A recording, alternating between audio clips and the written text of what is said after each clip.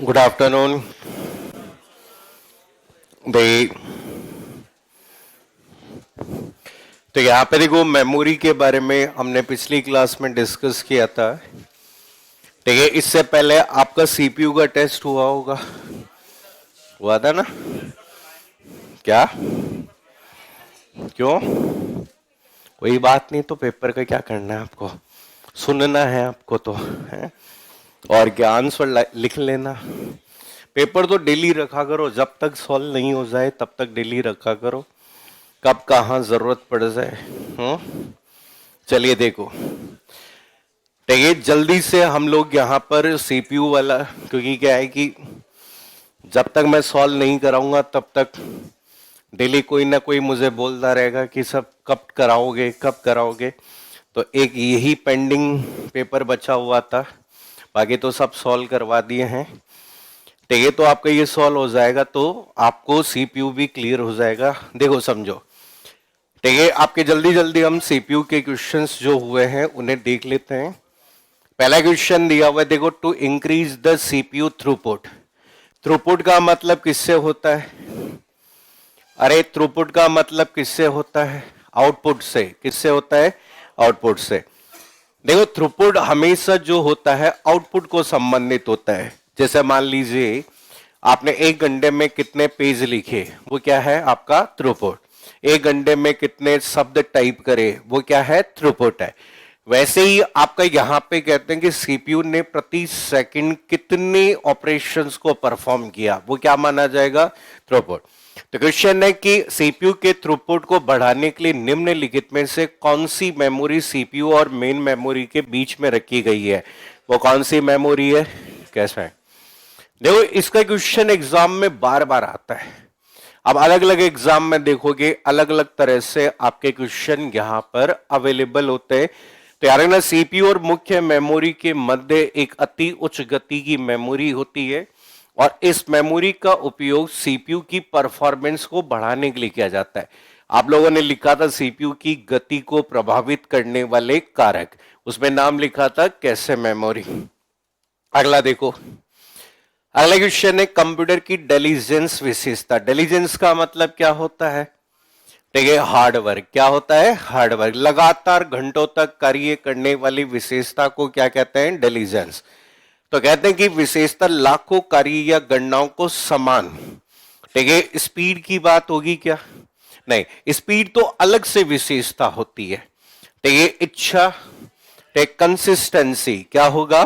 Consistency. हम कहते हैं कि सेम कंसिस्टेंसी और एक्यूरेसी के साथ में कार्य करने वाली क्षमता को हम इंटेलिजेंस के नाम से जानते हैं। अगला क्वेश्चन है, निम्नलिखित में से कौन सी कंप्यूटर सिस्टम की मान्य विशेषताएं नहीं है? कौन सा नहीं है? ठीक है, एक तो आईक्यू नहीं है, ठीक है, आईक्यू नहीं है, और कौन सा नहीं है? अकाउंटेबिलिटी। दोनों नहीं होता, तो यहां पे पूछा नहीं है, नहीं है। तो याद रखना कि देखो, इनमें कंफ्यूज, इनमें हम जल्दीबाजी में गलती कर देते हैं। नहीं है, उसको ध्यान से समझना है कि नॉट ए वैलिड कैरेक्टरिस्टिक्स, तो नॉट वैलिड 1 एंड डी। कौन सा आएगा? D answer. अगला देखो, लेकिन निर्देश के संदर्भ में निम्नलिखित में से कौन सा विकल्प गलत है?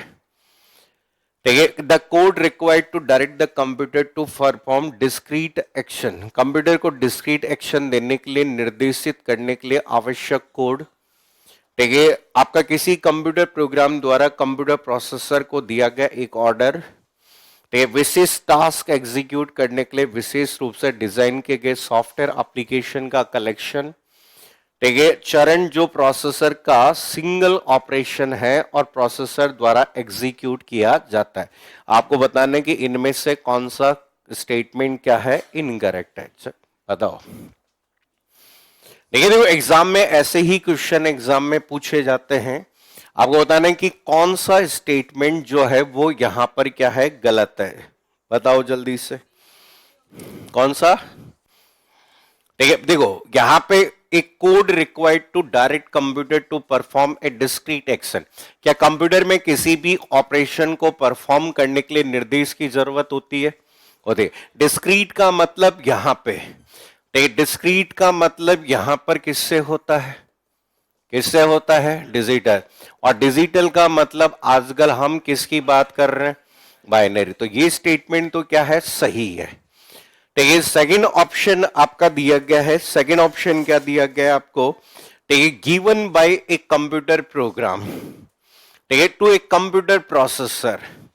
ठीक है, आपका an order has been place, किसी कंप्यूटर प्रोग्राम द्वारा कंप्यूटर प्रोसेसर को दिया गया एक ऑर्डर होता है। ठीक है, ऐसा दिया गया। फिर एक collection of software application specially design to execute specific task, ये भी स्टेटमेंट क्या है? सही है।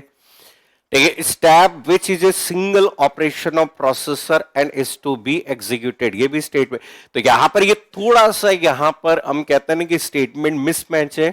वैसे ज्यादा अप्रोप्रिएट स्टेटमेंट तो कौन सा है? यही गलत लग रहा है, क्योंकि देखो आप अगर बात करें, आप देखेंगे इंस्ट्रक्शन जो होता है, देखो इंस्ट्रक्शन की जब भी बात की जाए, इंस्ट्रक्शन से मिलकर क्या बनता है? प्रोग्राम। क्या बनता है? प्रोग्राम। और प्रोग्राम से मिलकर क्या बनता है? क्या कहलाता है? सॉफ्टवेयर। तो यहां पे संबंधित प्रोग्रामों के समूह को सॉफ्टवेयर कहते हैं और संबंधित निर्देशों के समूह को क्या कहते हैं? प्रोग्राम।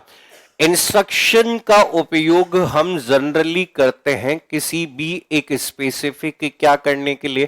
टास्क को। जैसे प्ले, स्टॉप, ये क्या है? निर्देश है। कम, या तो आप इसे इंस्ट्रक्शन बोल सकते हो और या फिर इसको क्या बोल सकते हो? कमांड बोल सकते हो। तो यहां पर ये वाला स्टेटमेंट एकदम सही है। तो ये collection of software application specially design to execute specific task, ये भी सही है। ठीक है, step which is a single operation, ये सिंगल ऑपरेशन है। ठीक है, is to be executed by, ये भी स्टेटमेंट सही है। तो यहां पर ऑप्शंस के अकॉर्डिंग देखें तो given by a computer program to a computer processor, ठीक है, an order has been place, ये स्टेटमेंट पूरी तरह से क्या नहीं है? सही, इन अप्रोप्रिएट स्टेटमेंट है। जैसे इस बार क्या हुआ है, अधीनस्थ बोर्ड के पेपर में आधे अधूरे कथन आए, ठीक है, जिसका मतलब रीजन निकालना थोड़ा सा मुश्किल है। तो ज्यादा ऑप्शंस के अकॉर्डिंग देखेंगे तो ज्यादा हम कहते हैं कि सही नहीं है। एक तो होता है कि गलत है, और हम कहते हैं सही तरह से, पूरी तरह से गलत नहीं है, तो हम कह सकते हैं बी ऑप्शन यहां पर हो सकता है। अगला देखो, हार्डवेयर के बारे में कौन सा कथन गलत है? बताओ। Hardware consist of input device, output device, memory etcetera, statement सही है गलत है? सही है।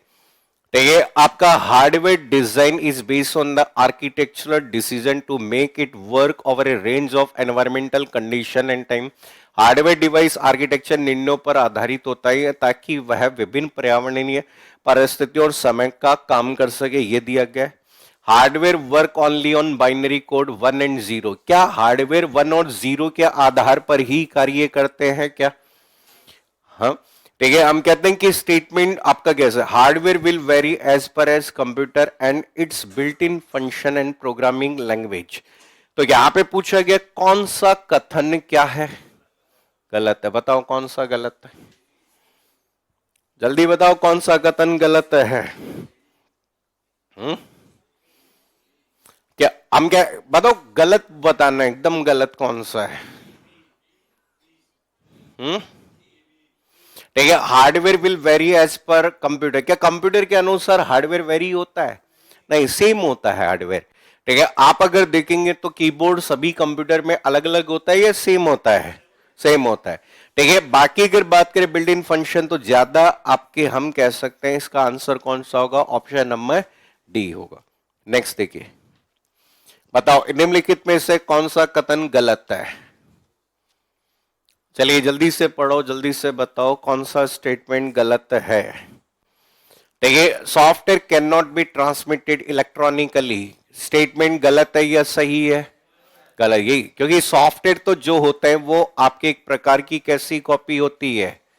कौन सी कॉपी होती है? Soft copy. क्या सॉफ्टवेयर को हम इलेक्ट्रॉनिकली ट्रांसमिट कर सकते हैं क्या? हाँ या नहीं? कर सकते हैं ना। ईमेल से सॉफ्टवेयर भेज सकते हैं या नहीं भेज सकते? आजकल अगर बात करें सॉफ्टवेयर को किसके माध्यम से शेयर कर सकते हैं? Cloud storage. आज फोन में क्या करते हो? प्ले स्टोर से सॉफ्टवेयर डाउनलोड करते हो? अरे हाँ या नहीं? तो प्ले स्टोर से सॉफ्टवेयर डाउनलोड कर रहे हो तो ट्रांसमिट ही तो कर रहे हो। तो यहां पर ये hardware is any physical device only in और विद योर मशीन, सही बात है। All software utilizes at least one hardware device to operate, हर सॉफ्टवेयर को कोई ना कोई हार्डवेयर की जरूरत होती है। You can touch hardware but can not touch software, ये भी तो ये गलत हो गया। बताओ निम्नलिखित में से कौन सा अर्धचालक उपकरण एक साधारण स्विच के रूप में काम करता है? कौन सा आता है? ट्रांजिस्टर। ये कई बार मैं बोल चुका हूं, कौन आता है? ट्रांजिस्टर।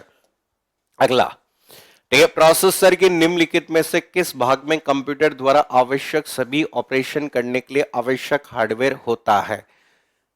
ठीक है, देखो यहां पे समझो, ठीक, रजिस्टर तो यहां पर क्या होता है? इंटरनल मेमोरी होता है। ठीक है, तो यहां पर ये तो इंटरनल मेमोरी कंपोनेंट होता है, तो ये तो गलत हो गया। कैसे जो पार्ट आता है वो एक मेमोरी यूज होती है जो कि किसके लिए प्रोवाइड की जाती है? Faster access. अब देखो यहां पे part of a processor contains the hardware necessary to perform all the operation required by computer. तो यहां पर वो जो पार्ट आता है उसे हम किस नाम से जानते हैं? डेटा पाथ के नाम से जानते हैं, कि जिसमें जितने भी ऑपरेशंस परफॉर्म करने हैं वो सारी इंफॉर्मेशन इसके द्वारा होल्ड की जाती है। नेक्स्ट देखो, ये तो बता दोगे। संग्रहित प्रोग्राम की अवधारणा देने वाले व्यक्ति का नाम? John von Neumann. ठीक है, आपने पढ़ा था कि दो कंप्यूटर थे, कौन सा था? एडवेक, और दूसरा कौन सा था? एडसेक। ये किस पर आधारित है? स्टोर्ड प्रोग्राम पे। नेक्स्ट क्वेश्चन देखो, कंप्यूटर का निम्नलिखित में से कौन सा फीचर विभिन्न मेमोरी स्थानों की पहचान करने के लिए सीपीयू की क्षमता निर्धारित करता है? बताओ। देखिए ये हमने कल परसों भी डिस्कस किया था कि देखो यहां पे size of data bus, size of data bus से हम क्या कैलकुलेट कर सकते हैं? Word size. क्या कैलकुलेट कर सकते हैं? Word size. एड्रेस बस से हम मैक्सिमम क्या कैलकुलेट कर सकते हैं? मैक्सिमम मेमोरी क्या कर सकते हैं? कैपेसिटी। आपने पढ़ा था ना कि अगर 20 लाइन है तो उसकी कैपेसिटी 2 की पावर 20 इक्वल्स टू 1 MB होता है, ये आपने पढ़ा था। अगर 20 लाइंस है तो यहां पर वर्ड लेंथ जो है वो टोटल कितने बिट्स की होगी? 20 बिट्स की। ठीक है, अब अगला जो ऑप्शन दिया गया बैंडविड्थ। बैंडविड्थ हमेशा डेटा ट्रांसफर रेट को क्या करती है? परिभाषित करती है। डेटा ट्रांसफर जो रेट होती है वो हमेशा किसमें बताई जाती है?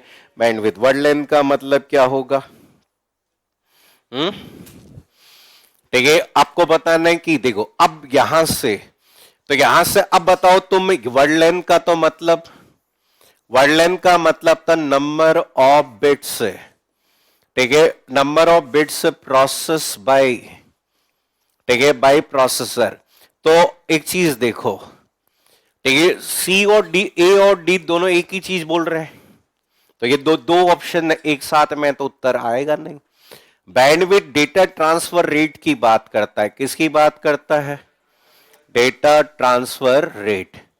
कितनी मेमोरी, अब क्वेश्चन में कहा गया कि capacity of CPU to identify different क्या मेमोरी लोकेशन, क्या ये लाइन लिखवा रखी है अगर आप देखोगे तो। ठीक है, इसकी सहायता से सीपीयू द्वारा एक्सेस की जाने वाली मेमोरी लोकेशन की संख्या को ज्ञात करने के लिए किया जाता है।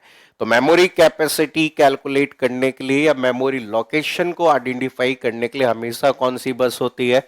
एड्रेस बस होती है। नेक्स्ट क्वेश्चन देखो, इनमें से कौन कंप्यूटर सिस्टम बस द्वारा आपस में जोड़े जाते हैं? तो सिस्टम बस से कौन कौन जुड़ता है? सीपीयू। सीपीयू के अलावा कौन जुड़ता है? मेमोरी। मेमोरी का मतलब रैम। और कौन जुड़ता है? Input output. अब देखो ऑप्शन में कौन सा? सी आंसर आ गया। ठीक है, नेक्स्ट देखो, जिस गति से कोई निर्देश निष्पादित किया जाता है वह सीधे कंप्यूटर के अंतःनिहित से संबंधित होता है। The speed at which an instruction is executed is related directly to computers built in. क्या देखो समझो, लेटेंसी स्पीड तो आपके यहां पर हमेशा किसके संबंध में होती है? किसके संबंध में होती है? Hard disk. क्या सीपीयू को घुमाना पड़ता है क्या? नहीं। अब दो ऑप्शन है, ठीक है, एक ऑप्शन है आपके पास में क्लॉक स्पीड। सीपीयू की क्लॉक स्पीड को किस में मापते हैं? हर्ट्ज में। हर्ट्ज का मतलब क्या होता है? ठीक है, क्लॉक साइकिल्स पर सेकेंड। ठीक है, तो याद रखना हर्ट्ज हमेशा किसके संदर्भ में बात करता है? साइकिल। अब इसके बाद में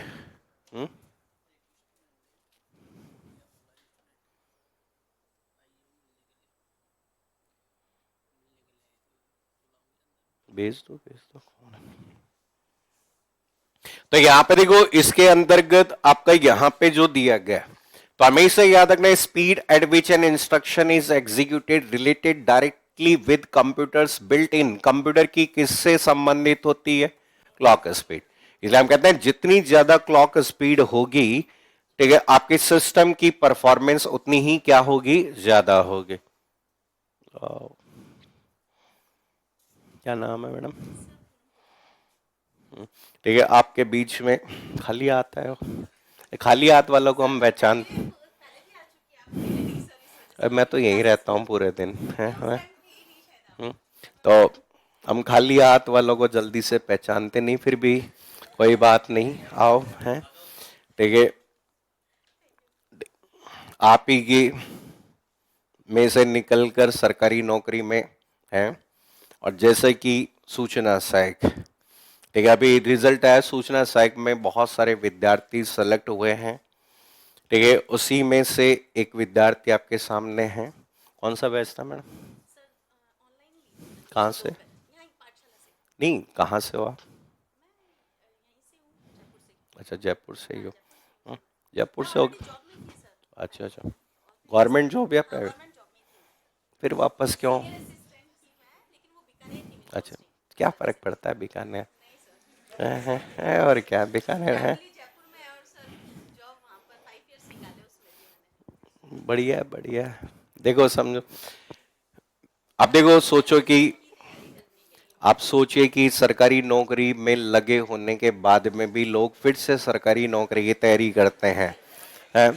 तो एक तरीके से मोटिवेशन है हमारी, एक एक बार नहीं लग रही, यहाँ लोग दो दो बार लग रहे हैं, तीन तीन बार लग रहे हैं। देखो ये तो, और नौकरी लगना, देखो मैं आपको हमेशा यही कहता हूं कि एक थोड़ी सी सही डायरेक्शन के साथ तैयारी करें तो नौकरी लगना उतना भी मुश्किल नहीं है। ठीक है, और अब लगना ज्यादा आसान है। एक्चुअल में सही बताऊं, अब लगना ज्यादा आसान इसलिए है क्योंकि जब हम 2012 में जब तैयारी करते थे तो उस समय डिस्ट्रक्शन नाम की कोई चीज नहीं थी।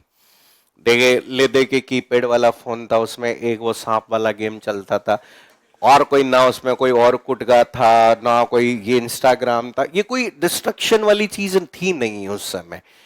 आज अगर आप देखो कि ये जो बाहर जो बड़ी बड़ी कंपनियों के जो बड़े बड़े सीईओ बैठे हैं वो कौन है? भारतीय हैं सारे। कौन है? भारतीय। और उनको करोड़ों रुपए इसलिए दिया जा रहा है ताकि वो भारतीय जनता को क्या रखे? बिजी रखे, कि वो पढ़ाई ना करे, आगे ना बढ़े। तो पहले यूट्यूब पे बड़े बड़े शॉर्ट वीडियो आए, तो किसी आदमी ने कहा, लॉन्ग वीडियो चलते थे, किसी आदमी ने दिमाग दिया कि यार ये लंबे लंबे वीडियो देखते नहीं, तुम रीलें बनाने चालू करो। ठीक है, 30-30 सेकंड का फीचर लाओ। तो यूट्यूब जब शुरू में आया तो उसने देखा, ट्रायल में निकाला था उसने, तो उसने सोचा चलेगा तो चला लेंगे, नहीं चलेगा तो रिवॉक कर लेंगे, और वो बढ़िया चल गया। एक्चुअल में यही, अब आवाज देखो ना, शॉर्ट वीडियो हम देख देख के पूरा दिन खराब कर देते हैं।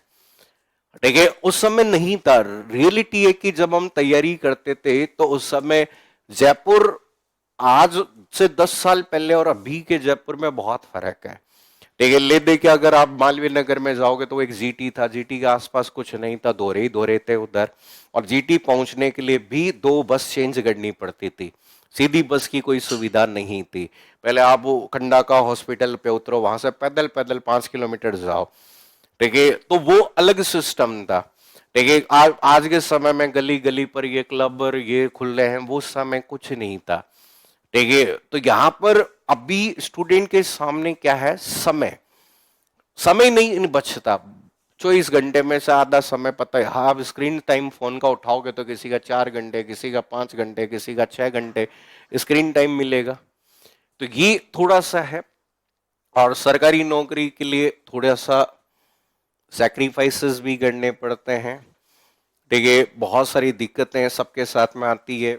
हर किसी का मन, आज अगर हम कहते हैं ना कि संघर्ष है ये, ठीक है, आज हमारा मन करता है घर जाने का, लेकिन फिर भी मन, ठीक है, और जयपुर में रहने का मतलब ही क्या है, ठीक है। हम कहते हैं ना कि किसी समय पे, आज के समय में हम क्या कहते हैं कि इंसान सुखी कौन है, ठीक है, इंसान कौन सुखी है? केवल वो जिसको जाते ही नींद आ जाए और जो सुबह उठते पेट साफ हो जाए, दो ही आदमी सुखी है। आज देखो तुम्हारी क्लास में 80% लोग भी जयपुर में रहने के बाद, खाने के बाद पेट की समस्याओं से जूझ रहे हैं। ये सच बात है। पानी इतना गंदा है। तुमने अगर देख लिया जयपुर में कि भाई अगर एक बार देख लिया कि सीवरेज वाला वो पानी प्यूरिफाई होकर आ रहा है, तो तुम पीना छोड़ दोगे। ये सच बात है। ठीक है, सांगानेर साइड में प्लांट लगे हुए हैं, बड़े बड़े प्लांट लगे हुए हैं, जो ये नालों में से पानी जा रहा है वहीं तो जाके प्यूरिफाई हो रहा है। लेकिन वही कहानी है, मेहनत आप करिए। मेहनत देखो, मैं हमेशा कहता हूं कि मेहनत कर रहे हैं तो चाहे ऑनलाइन पढ़ रहे हो चाहे ऑफलाइन पढ़ रहे हो, लेकिन कंसिस्टेंसी के साथ में पढ़ना बहुत ज्यादा जरूरी है। और मैं तो हमेशा ये कहता हूं कि अगर ऑफलाइन पढ़ रहे हो तो ऑफलाइन पढ़ें, ऑनलाइन पढ़ रहे हो तो ऑनलाइन पढ़िए। ठीक है, दोनों चीजों को मिक्स मत करिए। ठीक है, ऑफलाइन में एडमिशन ले लिया ऑनलाइन पढ़ लेंगे, ऑनलाइन एडमिशन ले लिया बाद में पढ़ लेंगे, तो वो सब चीजें आपकी यहाँ पर नहीं हो सकता। कि भाई आप अगर देखो ना भाई, ऑफलाइन वालों की कहानी तो पता ही नहीं, समझ में नहीं आता। फीस इतनी मोटी फीस जमा करा के कहते हैं ऑनलाइन पढ़ लेंगे। अब वही वाला ब्याह के टाइम पे अगर बात करें, आप लड़की सामने देखने जाओ और बाद में लेने जाओ तो क्या है कि ऑनलाइन डाउनलोड कर लेना, कैसा लगेगा है? अब बोले इतना भारी भरकम खर्चा क्यों किया? सेम कहानी है। तो पाठशाला की तरफ से अग्रिम शुभकामनाएं आपको। कौन से डिपार्टमेंट में अभी? पीएससी। ये कहाँ है? और पैस ध्यान रखियो बस तौलिए में फोटो ना है। ये डिपार्टमेंट ऐसे ही है, आप कुछ नहीं कर सकते। पीएचडी डिपार्टमेंट, ये आरटीओ डिपार्टमेंट, रजिस्ट्रार्ड ऑफिस, कुछ भी नहीं पता। अब कल कल आया ना अखबार में, कल दो दो को एसओजी धड़ ले गई आईए को पूछताछ के लिए। ठीक है, तो अब ये क्या डिपार्टमेंट ऐसे है ना कि आप कुछ कर नहीं सकते। ठीक है, बढ़िया से राजी खुशी जिंदगी निकल जाए तो बहुत अच्छी बात है। और रिटायरमेंट तक कोई बड़ा मकान ना बने तो इससे दुख की कोई बड़ी बात ना है, वैसी भी सी कहानी है वही है। मैं तो मजाक कर रहा हूँ, ये है। ठीक है, बढ़िया है आपको। तो कुछ कहना चाहोगे मैडम बच्चों को? मन ही तो नहीं लगता इनका, मन ही तो नहीं लगता है, मन पता नहीं कहाँ है।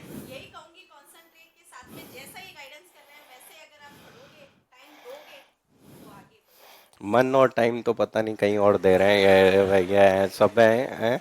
मगर मन चंचल है ये है, कोई नहीं है। देखो यही कहानी होती है कि मन, सही बात बोली इन्होंने, मन जब तक मन नहीं करेगा, मैं कहता हूं ना कि मन तब करेगा जब आपको, ठीक है, ऐसा लगेगा इच्छा। और मैं कहता हूं बिना मन के पढ़ाई करनी भी नहीं चाहिए। आपको अगर नींद आ रही है, मैं तो कह रहा हूं अगर नींद आ रही है ना तो सो जाओ। ये नहीं कि नींद आ रही है ये अरे सो जाओ। ठीक है, मैं कह रहा हूं ना कि अब जब उठ के आराम से पढ़ो फिर। लेकिन मैं हमेशा ये कहता हूं कि कोई भी काम करो, ठीक है, एकदम शिद्दत से करो। ठीक है, शिद्दत से करो, मतलब ये हमें ये मानना है कि दुनिया के अगले 6 महीने इस तरीके से पढ़ो कि जिंदगी में कभी भी पढ़ने की वापस नौबत ना पड़े। ठीक है, एक बार होना नहीं होना बाद की बात है, लेकिन आपके प्रयास इतने अच्छे होने चाहिए कि आपका रिजल्ट अपने आप, जब रिजल्ट पीडीएफ आए तो उस समय आपको रोल नंबर देखने की कभी जरूरत ना पड़े। आप आराम से सो रहे हो, रिजल्ट आ गया, ठीक है, हो गया होगा, मेरा क्या मतलब है। ठीक है, ये होना चाहिए। रिजल्ट आपका अच्छा आएगा, उसके लिए आप लगातार देखो, मेहनत तो कर ही रहे हो। मैं हमेशा कहता हूं ना कि ठीक है कोई भी, और मैं हर बच्चे को यही कहता हूं, और मैं मेरी भी कई बार मैं बताता हूं कि पढ़ाई जो है, अगर बिना अधूरे मन से कर रहे हो ना तो मत ही करो। उसका रिजल्ट पहले से पता है। ये संघर्ष है, तपस्या है। ठीक है, और इसमें हमें क्या है, भूख होनी चाहिए। आजकल बच्चों में भूख खत्म हो गई है। सरकारी नौकरी को लेकर भूख खत्म हो गई है। और जिस दिन आप में अगर इंसान को जब भूख लगती है तो ठीक है, फिर उसके पास में क्या करता है, चाहे जानवर मिले आदमी मिले नोच के खा जाता है। बस सेम कहानी है। पढ़ाई इतनी मेहनत से होनी चाहिए कि रिजल्ट अपने आप आने लगे। आप पढ़ाई नहीं करेंगे, क्लास प्रॉपर नहीं लेंगे, रेगुलर नहीं आएंगे तो कैसे काम चले। और मैं कहता हूं कोई भी काम असंभव नहीं है। हमें लगता है कि कोई भी काम इतना कठिन है, कोई भी काम कठिन नहीं है। मैंने जब कोचिंग शुरू किया था मात्र 2 बच्चों से शुरू किया था, ठीक है, और वो भी सोचो कि सूचना साइक से ही शुरू किया था। और मैं कितने संघर्ष वाले दिनों से 2 निकले थे। 2 बच्चों का मतलब पहले 2 दिन 2 बच्चे आए, दूसरे दिन 2 में से 1 आया, दूसरा 1 नया आया, तीसरे दिन जो पुराना आया वो नहीं आया, और फिर कल नया वो आया, चौथे दिन वो दोनों ही नहीं आए, 2 नए आए। बस शुरुआत, और पहले बैच में केवल 5 ही बच्चों को मैंने पढ़ाया, लेकिन मैं उन 5 को ऐसे पढ़ाता था कि मेरे सामने 500 बच्चे बैठे हैं पूरी शिद्दत के साथ। ठीक है, पूरे मोटिव ऐसे समझता कि 500 जने बैठे हैं और उनको वही पूरे जोश के साथ पढ़ाता था। 500 पास हो गए। ठीक है, एक का नाम शिवराम गुजरता, एक का डीएस गुजरता, एक धर्मवीर गुजरता, 5 ही गुजरते। खास बात ही है। ठीक है, वो साथ में ही पढ़े हुए थे तो वो ठीक है लोग नौकरी लग जाएंगे, यही कहानी है। ठीक है, थोड़ा सा प्रयास हम कर रहे हैं। अनुदेशक में लगना तो और आसान है, बस केवल एक ही चीज को मैनेज करके चलना है, और वो चीज क्या है, टाइम। पेपर में अभी रीड वालों के साथ में तो मेरे हिसाब से हम कहते हैं रीड वालों की तो हत्या हुई है। सोचो कि 150 सवाल करने के लिए उनको मात्र 2.5 घंटे दिए गए हैं। ठीक है, जबकि आरपीसी में 3 घंटे मिलते हैं। भाई 3 घंटे मिलते हैं 150 सवाल करने के लिए, तो इनको तो 150 सवाल करने के लिए केवल 2.5। इनके साथ तो ऐसा हुआ है कि प्रश्न पत्र के 64 पन्ने पढ़े, इतने में मैडम ने बोला ओमार जमा करा दो। वो पढ़े, पूरा पेपर पढ़ा नहीं इससे पहले, तो टाइम हो गया पूरा। सारे बच्चों की एक ही कहानी है, पेपर छूट गया। और इसमें सारा खेल क्या, पूरा खेल एक ही जने की भूमिका थी, ई ऑप्शन की। ठीक है, या तो ठीक है मुझे छोड़ दो, मुझे छोड़ दिया तो फेल हो जाओगे, और मुझे कर दो तो वैसे ही फेल हो जाओगे। पूरे टाइम इसी में हम कहते हैं प्रेशर जो ई गोले बनने का। ठीक है, जिसने हम के, और अधिकतर बच्चों के साथ में यही हुआ। 60% क्वेश्चन करने के बाद मजबूरी में ना चाहते हुए भी सबको ई के साथ में जाना पड़ा कि क्या करें, ऑप्शन बढ़ना ही बढ़ना पड़ेगा। तो बढ़िया है। ठीक है, इसी तरीके से आप आगे बढ़ते रहिए। ठीक है, जयपुर और भी होंगे ना आपके साथ, तो सूचना साहिब पीएस। पर एक दिन कह देना कि मैं संजय सर की स्टूडेंट हूँ, फिर सब कहेंगे मैं भी हूँ, फिर क्या मैं भी हूँ, ऐसा आएगा फिर मजा है। एक्चुअल में हुआ था कि 2018 की बात है। 2018 में जब आईए का रिजल्ट आया तो एक लड़की थी जयपुर से, नाम तो याद नहीं है, लेकिन उसने कहा कि सर मेरे तो करौली पोस्टिंग हुई है, मैं तो नहीं जाऊं, करौली तो ऐसा है वैसा है मैंने सुना है। ठीक है, मैं कहा जा तो सही। अब गई तो उसके ऑफिस में 5 सूचना सहायक थे और 500 ही यहीं के थे। फिर बोला और सर बढ़िया है, अब तो कोई दिक्कत नहीं है भैया, बहुत अच्छे हैं, ये है वो है। यही कहानी होती है। अब सोचो इस बार जेडीए में 70 में से 53 आई है अपने, एक ही जगह। 70 में से 53 आई है एक ही जगह। जेडीए पूरे कब्जे में है अपने। तो यही कहानी है, तो यही बढ़िया। तो हमारी तरफ से, जैसे मैं अभी तक कुछ भी किया हो, लेकिन आगे इसको ध्यान में रखें, हैं? ठीक है, हाथ पे रख के कसम तो नहीं खानी है। ठीक है, देखो मेरा मेरा ये मानना है कि हमारी जिंदगी, पहले मैं भी नहीं था, लेकिन मुझे ही मानना है कि हमारी जिंदगी की सभी समस्याओं का हल किसमें है, इसमें। आप पढ़िए इसको, मतलब होता है ना मन करे तभी पढ़ ले, कभी एक पेज पढ़ लिया, कभी एक पेज पढ़ लिया। और हमेशा किताबों से मोटिवेशन जरूर मिलता है। ठीक है, आज अगर आप कभी भी, हम कहते हैं ना कि कभी भी आप निराश हो रहे हो तो कोई भी किताब लेकर क्या करना शुरू कर दो, पढ़ना शुरू कर दो। हमने किताबें पढ़ना ही बंद कर दी है। अरे यही कहानी है, बात वही समय की बात है। समय सब ठीक है, समय के पास में भी इतना समय नहीं कि वो वापस आ सके। ठीक है, इसलिए आपको समय में से ही अपना समय निकालना होगा। ठीक है, सबके पास, अंबानी के पास पे भी इतना ही टाइम है, फिर भी वो अपनी लुगाई को टाइम देता है। देखा देखा होगा, आगे पीछे पीछे चलता है जब भी वो कहीं चलती है। एक दिन जाके दिखा दो समय नहीं है, वो गए। उससे बड़े बिजनेसमैन थोड़ी है अपने, बताओ है नहीं है ना। ठीक है, उसके पास। ठीक है, और फिर समय, जिनको समय की कद्र नहीं है, जिनको हमें नहीं है, तो मोदी जी जब मर्जी हो कहीं भी चले जाए। अगर उनके पीछे कोई होता तो चले जाओ अभी, है क्यों, कब, कहां, कैसे। ठीक है, जा सकते थे क्या वो? नहीं, आज मन मर्जी है कहीं भी चले जाते हैं। ठीक है, तो बहुत बहुत शुभकामनाएं आपको। ठीक है, बहुत मिठाई पहुंचवाएंगे, मिठाई भी है बीकानेर से है, बीकानेर वालों को तो मिठाई लेके आनी चाहिए, है बढ़िया है। कोई नहीं, बढ़िया है। देखो ये, देखो मैं कहता हूं ना, आपको मैं एक चीज हमेशा बताऊं, देखो आप जिंदगी में कुछ भी अचीव कर लो, लेकिन सरकारी नौकरी लगने की खुशी एकदम अलग है। और वो खुशी केवल आपको अकेले को नहीं होती, वो आपके अपने पूरे परिवार को होती है।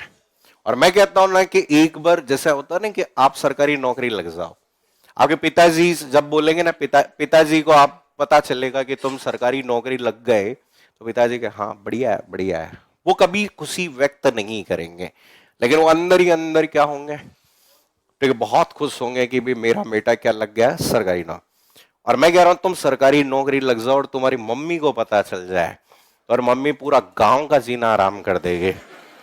देखिए, आप देखो ना सरकारी नौकरी लग जाओ तो फिर आपके गांव में नहीं होता है कि आज सरकारी नौकरी लग गई, तुम्हारी मम्मी जाएगी पड़ोस वाले घर में, पूछेगी थाकाड़ो भाई नौकरी लागो, कौन लागो, माखाड़ो तो लागो। फिर दूसरे के घर में जाएगी वो, है ये होता है कि शाम को दूध लेने जाएगी, 10 लोगों से पूछेगी माखाड़ो भाई तो नौकरी लागो, थाकाड़ो लागो, लाग जैसी लाग जैसी, कोई बात नहीं, माखाड़ो तो लागो। ये होता है। देखो आप मानो या नहीं मानो, ये असली जीवन में हम कहते हैं ये असली खुशी है।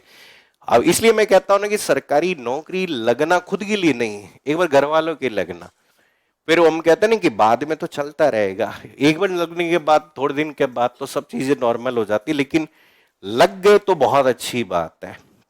तो यहाँ पे देखो एग्जीक्यूशन स्पीड हमेशा किस पर निर्भर करती है, क्योंकि आपने पूछा कि आपके instruction is exactly related to computers built in. Computer के अंदर बिल्ट इन एक पार्ट होता है जिसका नाम क्या है, सिस्टम क्लॉक। और सिस्टम क्लॉक भी किसका भाग होती है, सीपीयू का भाग होती है। अगला क्वेश्चन, निम्नलिखित में से कौन सेंट्रल प्रोसेसिंग यूनिट का घटक नहीं है? कौन नहीं है? देखिए कंट्रोल यूनिट होती है, क्या होती है, एएलयू होता है, क्या होता है, कंट्रोल बस। क्योंकि कंट्रोल बस जो है एक लाइन होती है, और ये लाइन किसका घटक होती है, सिस्टम बस का।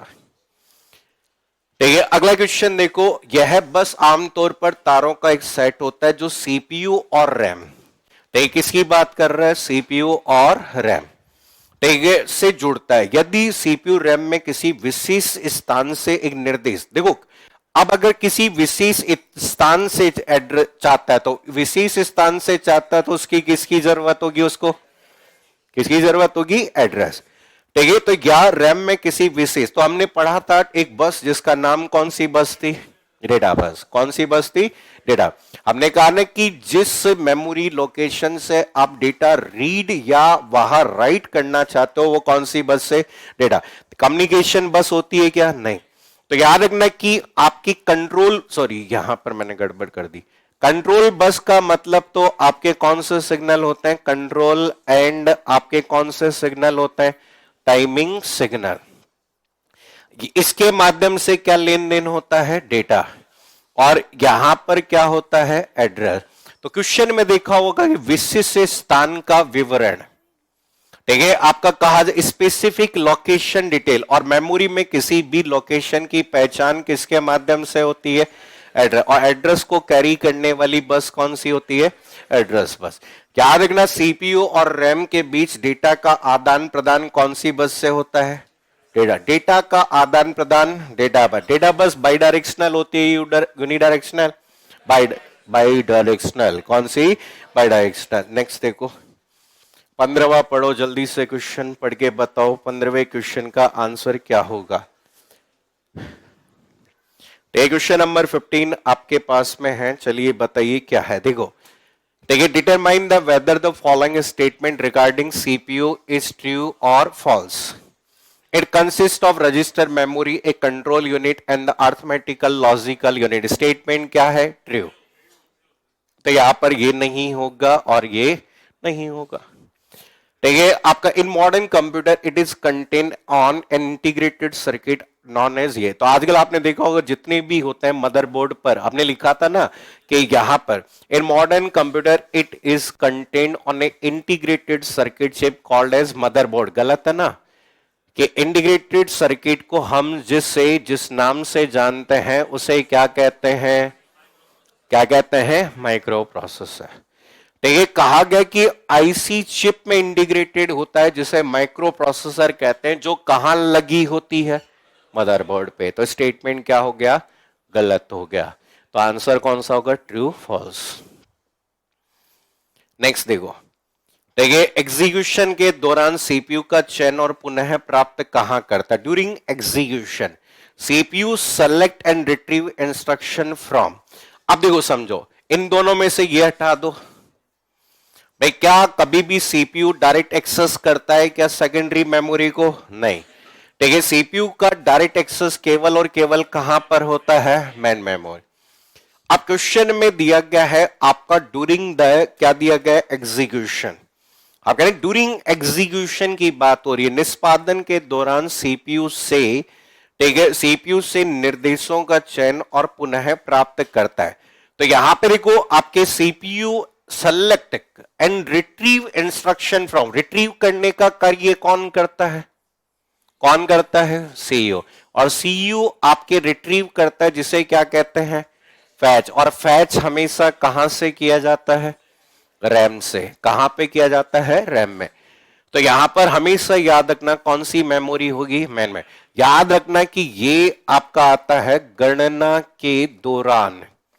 देखिए आपके एग्जीक्यूशन के दौरान हम कह सकते हैं कि जहां रखा गया है, लेकिन हमेशा फैच कहां से किया जाता है? रैम से किया जाता है।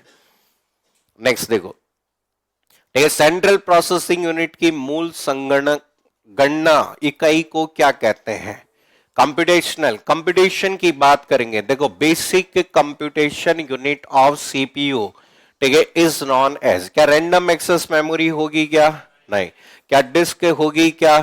नहीं। सीपीयू का दूसरा नाम क्या होता है? प्रोसेसर। अब यहां पे कहा गया कि सीपीयू को ही हम प्रोसेसिंग करने की वजह से किस नाम से जानते हैं? प्रोसेसर के नाम से जानते हैं। तो लेकिन सीपीयू का वह भाग जो मूल गणना करता है, आजकल उस वाले पार्ट को हम क्या कहते हैं? कोर। आजकल आपने देखा होगा, आजकल जो सिस्टम यूज होता है वो कैसे होता है? Multi core system. आजकल जो सिस्टम काम आते हैं वो कौन से होते हैं? मल्टी कोर, जैसे dual core, quad core, octa core. तो यहां पर याद रखना। चलिए, निम्न में से कौन सा लिनक्स? देखो लिनक्स एक क्या है? Operating system. और ऑपरेटिंग सिस्टम भी कैसा होता है? Open source operating system. तो यार ये ऑपरेटिंग सिस्टम का कोर है, सीपीयू मेमोरी पेरिफेरल डिवाइस का आपका होता है, उसे क्या कहते हैं? कर्नल। ये आगे आएगा आपके, तो याद रखना कई बार क्वेश्चन आता है लाइनेक्स कर्नल। यहाँ पे लाइनेक्स आधारित होता है, यूनिक्स आधारित होता है, वो कौन सा पार्ट होता है? कर्नल। कहा गया lowest level of operating system, operating system का जो सबसे लोवेस्ट लेवल माना जाता है वो कौन सा है? कर्नल।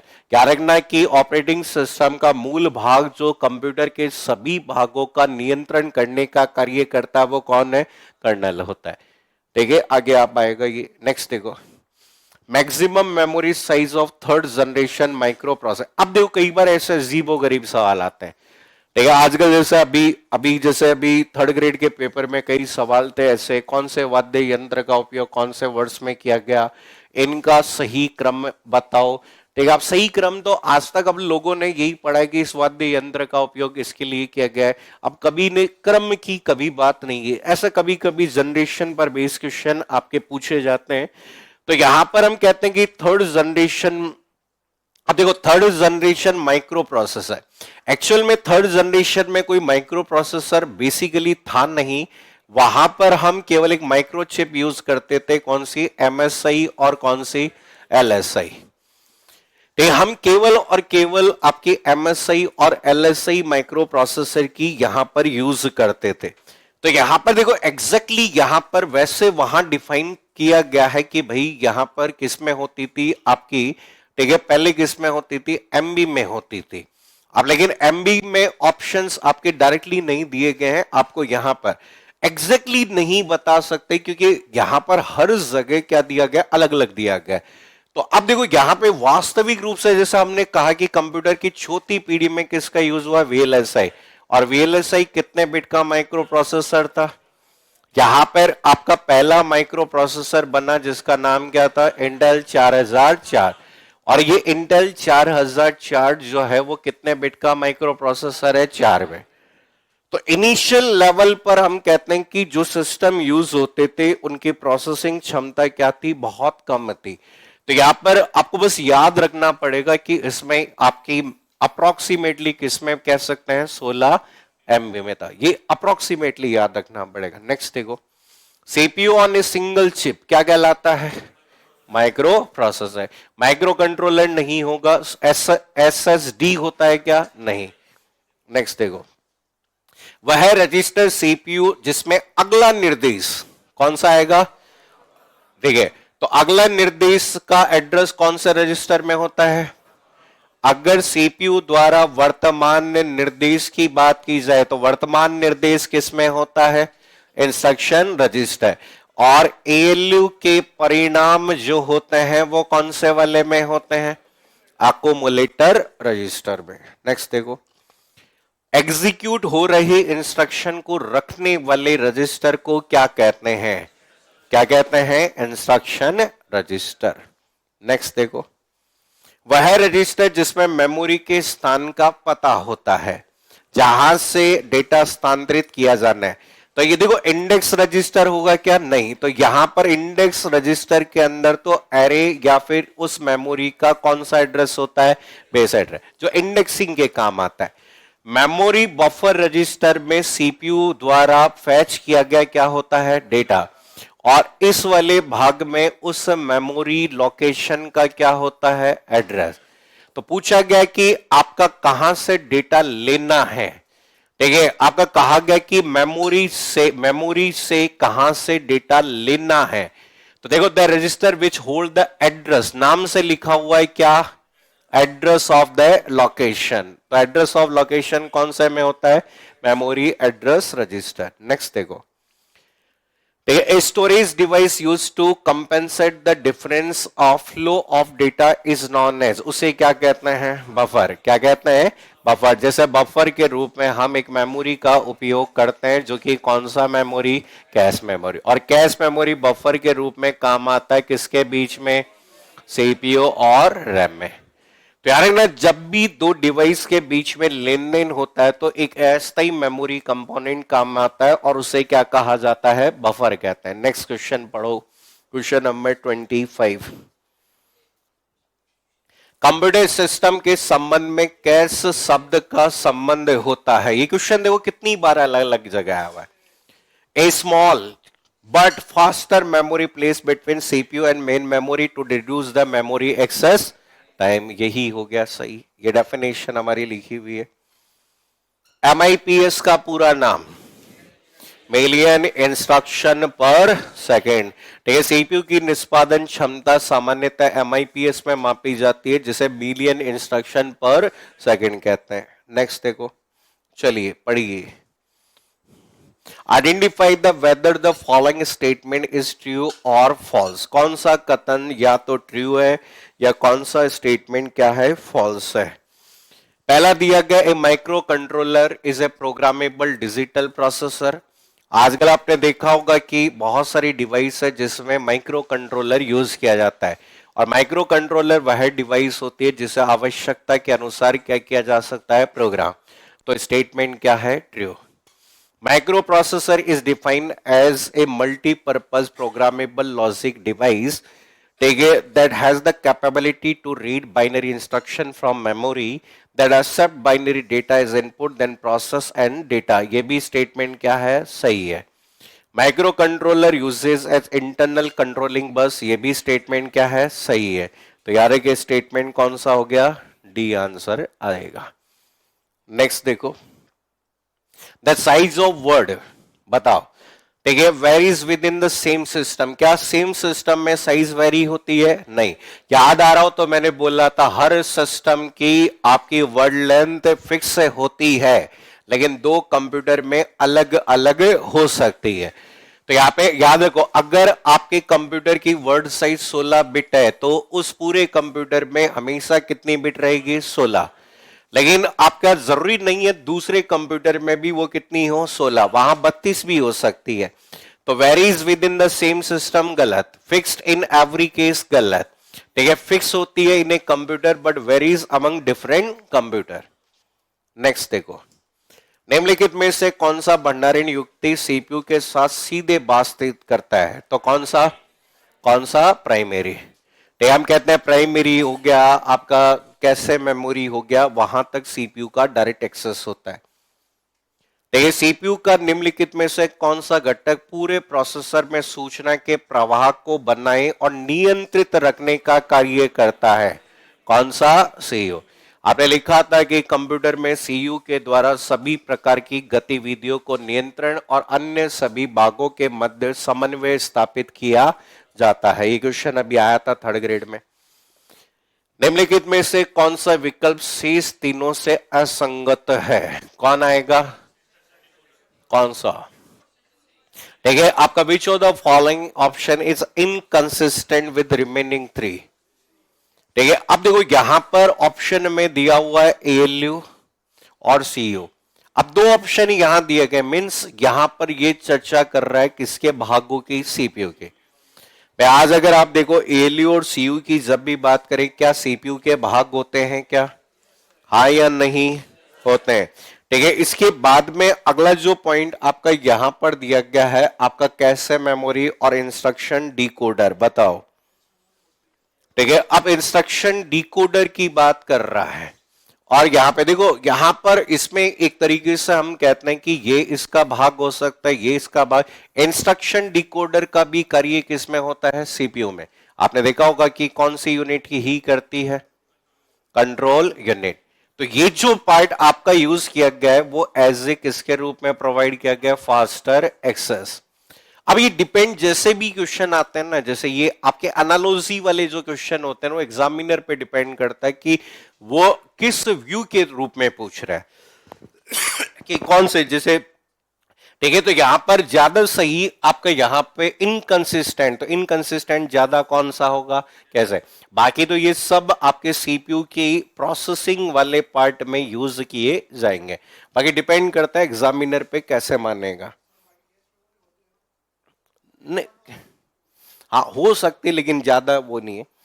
बताओ, what are the components of CPU, क्या आउटपुट डिवाइस होती है क्या, एक्सटर्नल स्टोरेज, इनपुट डिवाइस, कौन, डी।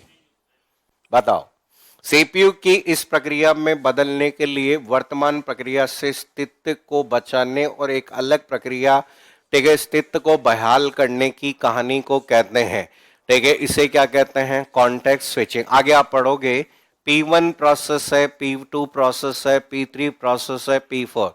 हम कहते हैं कि एक से ज्यादा प्रोसेस आपके यहाँ पे सीपीयू के पास में अवेलेबल हो सकते हैं। तो P1 की इंफॉर्मेशन को स्टोर करके P2 को लोड करने की जो प्रक्रिया होती है उस प्रक्रिया को क्या कहते हैं, कॉन्टेक्स्ट स्विचिंग। ये ऑपरेटिंग सिस्टम का पार्ट है, वहां पर पूछा जाता है। 34 बताओ क्वेश्चन नंबर, चलो जल्दी से बताओ, जल्दी से सोच समझ के बताना, ये मैं बता भी चुका हूं पहले। ठीक है, पोर्ट डिजिटल कैमकोडर, देखो सीरियल पोर्ट से कौन जुड़ता है, सीरियल पोर्ट से कौन जुड़ता है, पुराने मॉडेम जुड़ते हैं या फिर पुराने समय में काम में लिए जाते वाले कीबोर्ड। पैरेलल पोर्ट को प्रमुख रूप से कौन सा पोर्ट कहते हैं, प्रिंटर। ठीक है, और यहां पे हम कहते हैं कि स्लो डेटा ट्रांसफर, तो ये बहुत तेज गति, बहुत धीमी गति के साथ डेटा ट्रांसफर करने के लिए हम किसका यूज करते हैं? इंफ्रारेड। तो कौन सा पोर्ट आएगा? Fire wire. फायर वायर वह पोर्ट है जो आपके IEEE 1394 स्टैंडर्ड पे क्या करता है? काम करता है। इंफ्रारेड जैसे होता है ना, आजकल यूज होता है टीवी के रिमोट में, कौन सी तरंगे होती है? इंफ्रारेड, टीवी कंट्रोल करने के लिए। चलो बताओ कि करेक्ट सीक्वेंस बतानी है। देखो इनपुट होगा सबसे पहले, हटाओ। इनपुट के बाद में क्या होगी? प्रोसेसिंग। इनपुट के बाद प्रोसेसिंग होगी, तो इनपुट के बाद प्रोसेसिंग होगी। प्रोसेसिंग के बाद में आउटपुट आएगा, और आउटपुट के बाद में ऑप्शन नंबर डी आए। निम्नलिखित में से सीपीयू का कौन सा घटक सिस्टम को निर्देशित करने का कौन करता है? सीईओ। ठीक है, वो कहता है कि डायरेक्ट, ये क्वेश्चन अभी सीटी के पेपर में भी आया था कि आपको कौन डायरेक्ट कर रहा है कि भाई, और दिए गए डायरेक्शन के आधार पे गणना करने का कार्य कौन कर रहा है? एएलयू। हमेशा याद रखना, निर्देश, मैंने लाइन लिखवाई थी कि क्या, कब, कैसे, ये बताने का कार्य कौन करता है? सीयू करता है।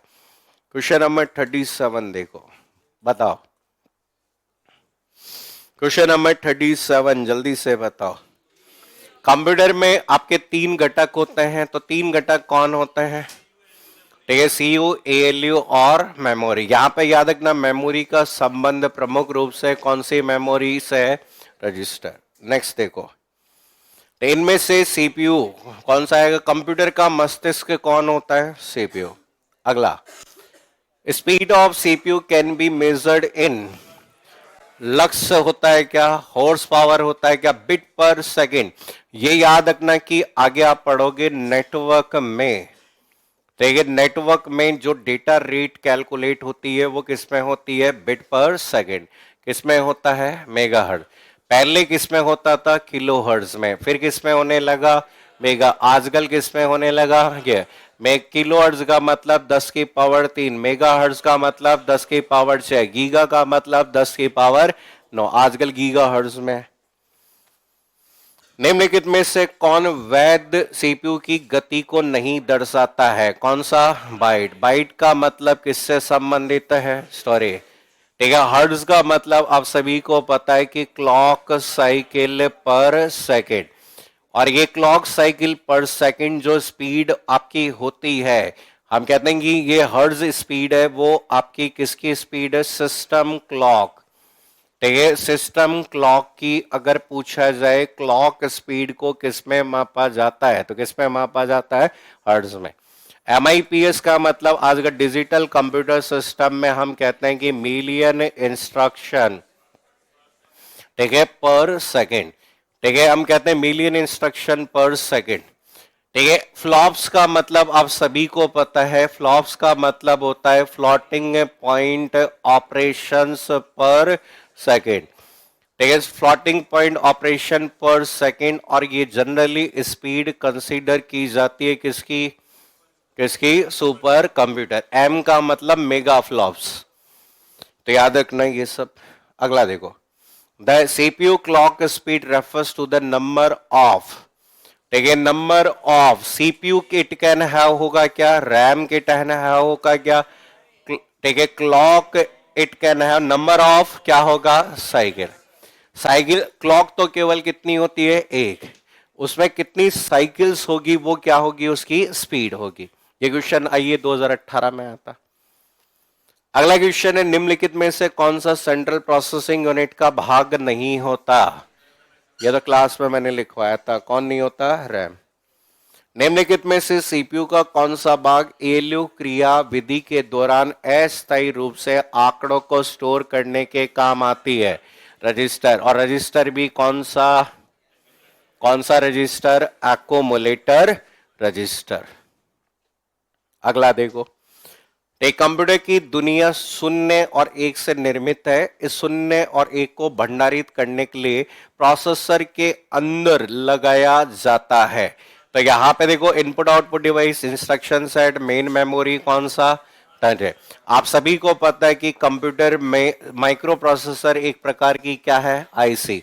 आईसी को बनाने के लिए प्रमुख रूप से हमने किसका उपयोग किया है, ट्रांजिस्टर है। इसी ट्रांजिस्टर के आधार पे वर्गीकरण किया था, एसएसआई, एमएसआई, एलएसआई, वीएलएसआई और अभी कौन सा, यूएलएसआई। इन सब में क्या है, ट्रांजिस्टर। ट्रांजिस्टर की संख्या के आधार पे वर्गीकरण है। नेक्स्ट देखो, ठीक है, आपका कहा जाता है स्नैपड्रैगन एटम, आपका टेगरा, हेलियो, एक्सन, ये क्या किसके प्रकार होते हैं, किसके, प्रोसेसर के प्रकार है। ठीक है, अलग अलग प्रकार, जैसे आजकल रेजिन नाम से चलता है, बहुत पॉपुलर है। ठीक है, तो याद रखना। ठीक है, निम्नलिखित में से कौन कंप्यूटर के भीतर सीपीयू और अन्य उपकरण के कंट्रोल सूचना का वहन करता है, कौन सी बस, कंट्रोल बस। अभी यूपीएस का पूरा नाम पूछा गया था एग्जाम में, अनइंटरप्टेबल। अभी जो पेपर हुआ ना ईएमआरएस का पेपर, ठीक है, उस पेपर में सवाल आया था अनइंटरप्टेबल पावर क्या होता है, सप्लाई। ठीक है, रेड एक प्रकार का कॉन्फ़िगरेशन होता है। ठीक है, आगे आप पढ़ोगे, जब मैं पढ़ाऊंगा बैकअप एंड रिकवरी, तो उस समय आपके मल्टीपल हार्ड डिस्क आपस में जुड़कर स्टोरेज में काम आती है, और उस कॉन्फ़िगरेशन को रेड कहते हैं, redundant array of independent disk के नाम से, जिसमें अलग अलग लेवल्स है, RAID 0, RAID 1, RAID 2, RAID 3, RAID 4, RAID 5, RAID 6, RAID 1, 0, वो आगे पढ़ाऊंगा। अगला है कौन सा, connected to a computer but is not a part of core part of computer system, कौन सी डिवाइस, कौन सी डिवाइस, पेरिफेरल डिवाइस। अगला देखो, एएलयू का प्राथमिक कार्य क्या है, क्या मैनेज करने का काम है, क्या नहीं, कौन करता है, CEO. Monitor memory uses, uses को मॉनिटर करने का काम ओएस।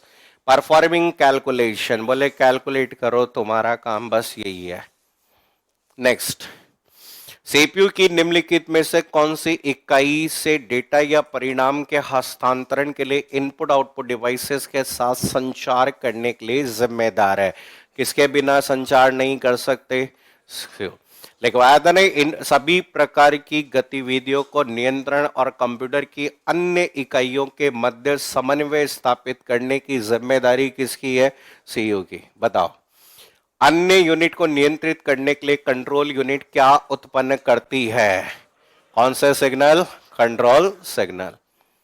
नेक्स्ट, ये रीड और राइट लाइन किससे बिलोंग करती है, ठीक है, आपके रीड करना और किससे, राइट करना। तो देखो सीपीयू बस होती क्या, नहीं होती।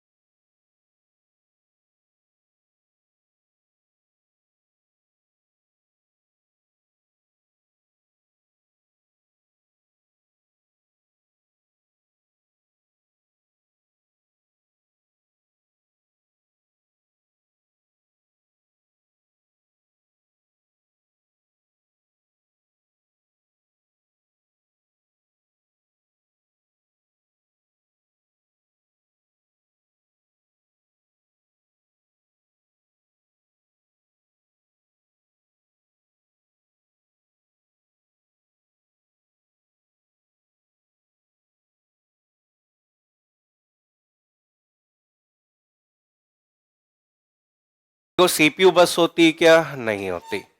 अब आपके पास में 3 बस है, तो कंट्रोल बस में तो हम कहते हैं कि कंट्रोल एंड आपके कौन से सिग्नल जाएंगे? कौन से सिग्नल जाएंगे? Timing signal. तो यहां पर हम कहते हैं कि अगर कंट्रोल या टाइमिंग सिग्नल हमें भेजने हैं तो कौन सी बस का यूज करोगे? Control bus.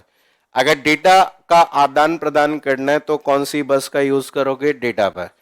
तो याद आ रहा हो तो यहां पे आपका कंट्रोल बस किसी भी डिवाइस में होने वाले ऑपरेशन को परफॉर्म करती है कि आप उसमें रीड करना चाहते हो या फिर क्या करना चाहते हो? राइट। तो यहां पर ये कंट्रोल रीड और राइट की लाइन को कंट्रोल कर रहा है, तो कंट्रोल कौन करेगा? Control bus. डेटा का लेन देन कौन करेगा? Data bus. नेक्स्ट देखो, निम्न में से कौन कंप्यूटर के किसी एक घटक से दूसरे घटक तक विभिन्न कमांड या कंट्रोल सिग्नल प्रभावित करता है? कौन सी बस आएगी? Control bus. एक कमांड की बात कर ले या सिग्नल की बात कर ले तो हमेशा कौन सी बस होगी? Control bus. क्वेश्चन नंबर 53 बताओ, बताइए। माइक्रो प्रोसेसर और मेमोरी को जोड़ने वाला तारों का सेट जिससे जिससे क्या? डेटा। मैंने बताया था ना, जो जिसको लेकर जाता है उसका नाम वही है। ठीक है, स्कूल के बच्चे जा रहे हैं तो कौन सी बस? School bus. कॉलेज के बच्चे जा रहे हैं तो पुलिस जा रही है तो पुलिस बस। वैसे डेटा जा रहा है तो डेटा बस, सिग्नल जा रहे हैं तो बस, यहां पर एड्रेस जा रहा है तो एड्रेस बस। नाम से याद रखो। नेक्स्ट देखो, क्वेश्चन नंबर 54 देखो, बताओ। क्वेश्चन है, निम्नलिखित में से कंप्यूटर का कौन सा भाग केंद्रीय नाड़ी? लिखवाया था ना, कौन सा? सीयू। ये सब लिखवा रखे हैं तुम्हारी नोटबुक में। नेक्स्ट देखो, देखिए, which of the following is not a part of operation? Instruction cycle में क्या होता है? सबसे पहले फैच का मतलब मेमोरी से निर्देश या डेटा को रीड करना। ठीक है, दिए गए निर्देश के आधार पर हम कहते हैं कि फैच के बाद में दूसरा कार्य क्या होता है? डिकोड। ठीक है, डिकोड करने के बाद में क्या होता है? कौन सा? एग्जीक्यूट। और एग्जीक्यूट करने के बाद वापस क्या हो जाता है? फैच। तो basically not a part of operation, तो बेसिकली ऑप्शंस के अकॉर्डिंग तो कौन सा होगा? मेमोरी। अब ये ऑपरेशन जैसे आप पढ़ोगे वहां पर, देखिए, जब इंस्ट्रक्शन की बात करोगे तो वहां आपके डिफरेंट टाइप के एड्रेसिंग मोड होते हैं। Direct addressing mode, indirect addressing mode. और ये एक प्रकार का जो इनडायरेक्ट की वर्ड यूज किया गया है वो आपका एक प्रकार का कैसा मोड कहलाता है? कैसा मोड कहलाता है? एड्रेसिंग। इस यूए में एड्रेसिंग मोड का उपयोग मेमोरी में उपलब्ध किसी भी लोकेशन के एड्रेस को फैच करने के लिए किया जाता है। कि आप कैसे एड्रेस फैच करेंगे, कैसे वहां तक पहुंचेंगे, तो उसके केस पे हम कहते हैं कि ये ऑपरेशन किसमें शामिल किया गया? Instruction cycle. क्योंकि आपने कहा कि फैच फैच करेंगे तो किसके माध्यम से करेंगे? पीसी। पीसी का मतलब प्रोग्राम काउंटर। प्रोग्राम काउंटर के माध्यम से आप फैच करोगे। अब उस मेमोरी से सीधा एक्सेस होगा या उस मेमोरी में अवेलेबल लोकेशन से एक्सेस होगा। तो दो तरह के एड्रेसिंग मोड होते हैं।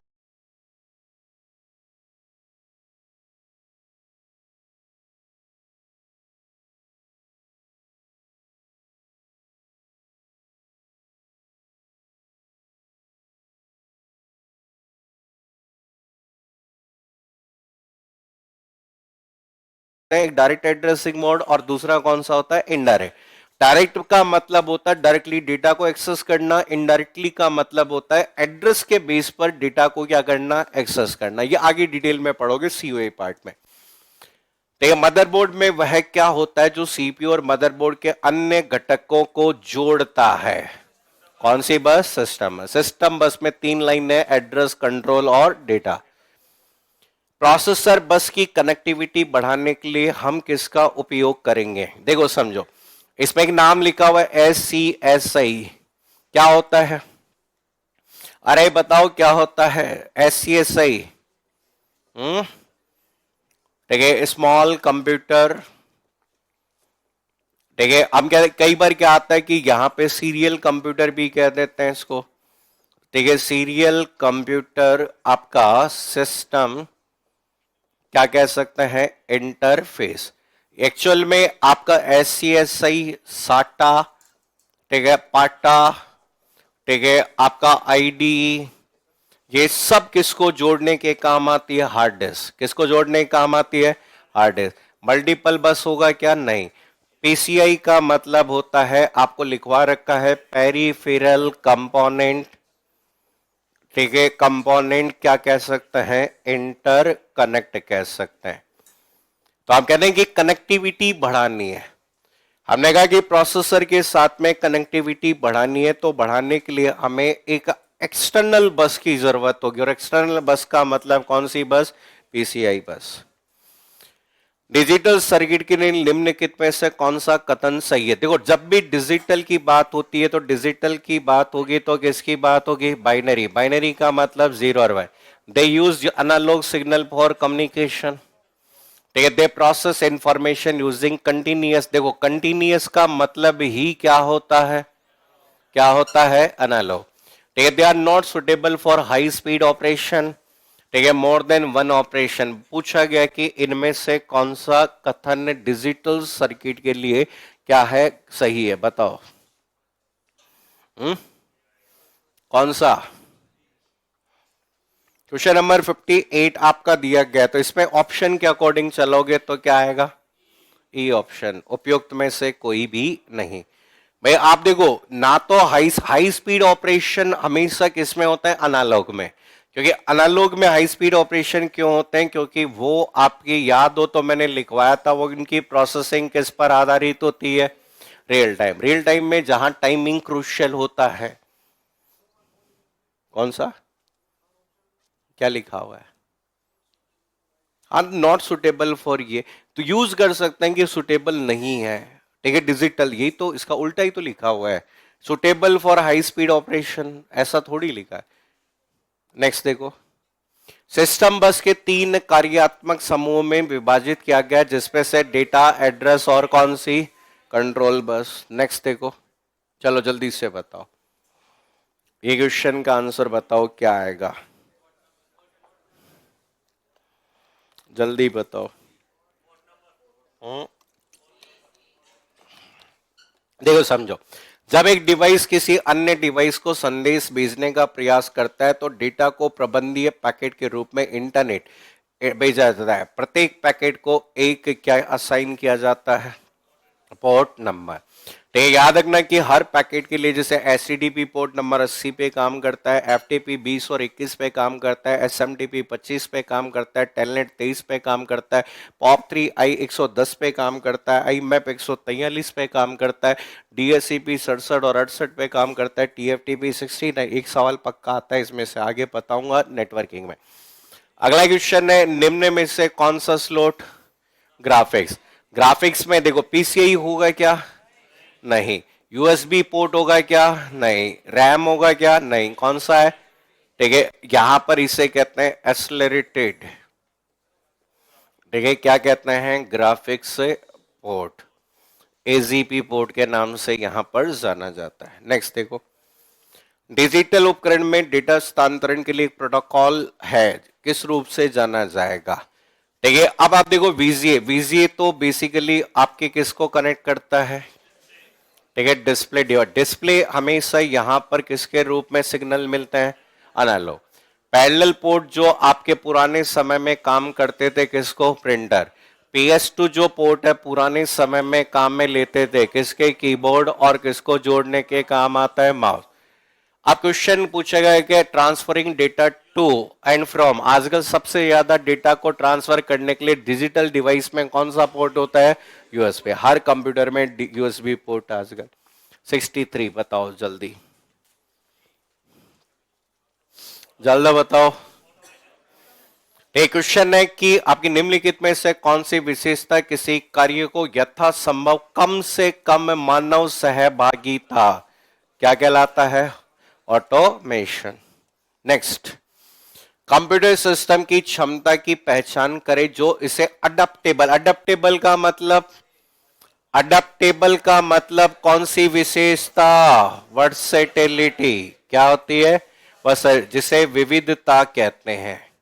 बताओ। Never getting tired and bored, ये तो विशेषता क्या कहलाती है? डेलीजेंस, परिश्रमशीलता। The quality to complete different type, ये वर्ड आ गया कौन सा, डिफरेंट, तो answer the level of precision with which calculation, इसे कौन सी विशेषता कहते हैं, कौन सी, accuracy. Duration that the computer आपका कंप्लीट ए टास्क, इसे क्या कहते हैं, स्पीड कहते हैं।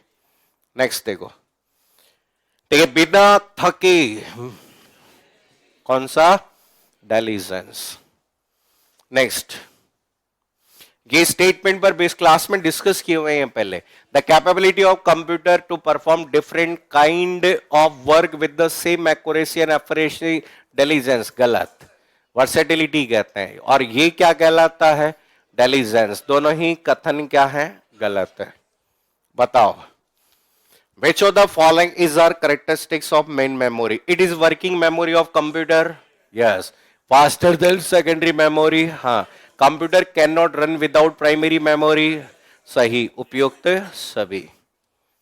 नेक्स्ट, कंप्यूटर का कौन सा भाग या हिस्सा मेमोरी और अर्थमेटिकल लॉजिकल यूनिट के बीच संचारण में सहायता करता है? सीसीयू होता है, यह पावर सप्लाई। अब पूछा गया कि communication between the memory and ALU, memory और एएलयू के बीच में पूछा गया कि मेमोरी और एएलयू के बीच में जो भी कंट्रोलिंग का कार्य किया जाता है वो आपके कौन से भाग के द्वारा किया जाता है? एक्चुअल में देखो, समझो कि इस क्वेश्चन के अंदर मिस प्रिंटिंग है, ठीक है, ये आपका यहां पर मिस प्रिंट है। मिस प्रिंट क्या है, ये केवल और केवल कौन है, कंट्रोल यूनिट।